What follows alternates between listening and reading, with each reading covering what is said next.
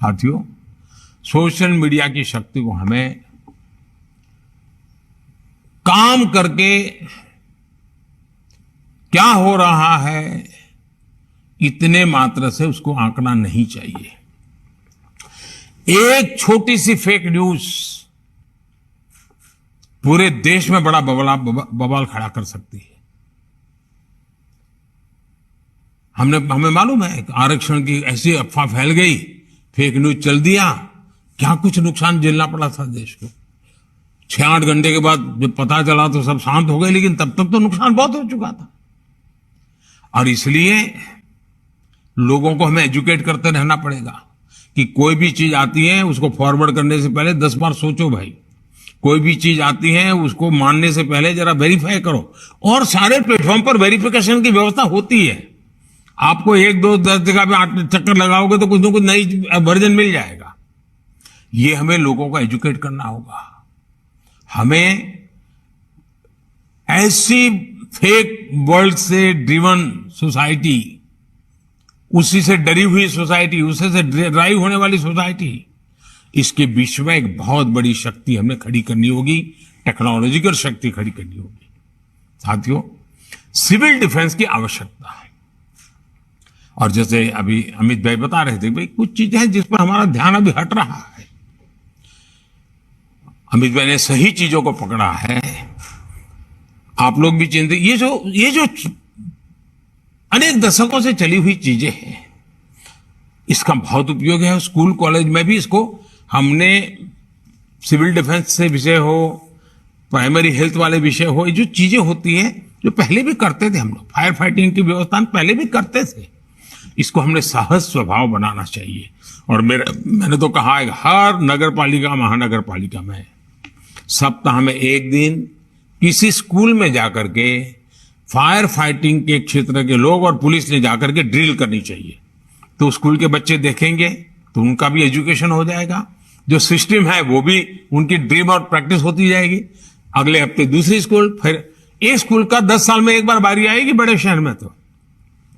लेकिन हर पीढ़ी को पता चलेगा भाई सिविल डिफेंस के संबंध में, फायर फाइटिंग के संबंध में ये सारी ड्रिल नागरिकों को करनी होती है। आपको भी एक बहुत बड़ी ताकत मिलेगी जी। ये सहज रूप से करने वाला काम है। साथियों, बीतों वर्षों में आतंक के ग्राउंड नेटवर्क को ध्वस्त करने की में सभी सरकारों ने बहुत जिम्मेवारी के साथ उसकी गंभीरता को समझ करके कुछ न कुछ करने का प्रयास किया है।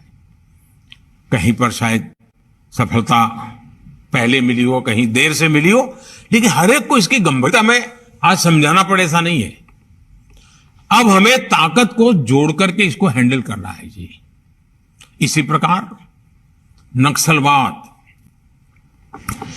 नक्सलवाद के हर फॉर्म को हमने पराजित करना पड़ेगा जी। बंदूक वाला भी है और कलम वाला भी नक्सलवाद है। हमें इन सब का काट निकालना पड़ेगा जी। हमारी युवा पीढ़ी को भ्रमित करने के लिए ऐसी बचकाना बातें कर करके चल पड़ते हैं लोग, और इतना नुकसान देश को हो रहा है और आने वाले दिनों में कोई संभाल नहीं पाएगा जी।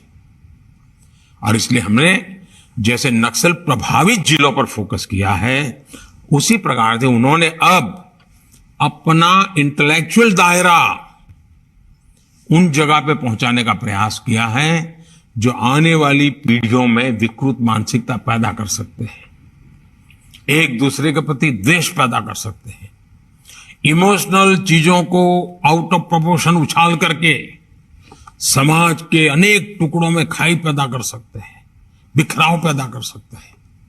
देश की एकता और अखंडता, सरदार वल्लभ भाई पटेल हमारी प्रेरणा हो, हमें ऐसी किसी चीजों को देश में चलने नहीं देना है जी। लेकिन बुद्धिपूर्वक करना पड़ेगा, समझदारी से करना पड़ेगा। हमारे फोर्सेज में भी ऐसी एक्सपर्टाइज तैयार करनी पड़ेगी।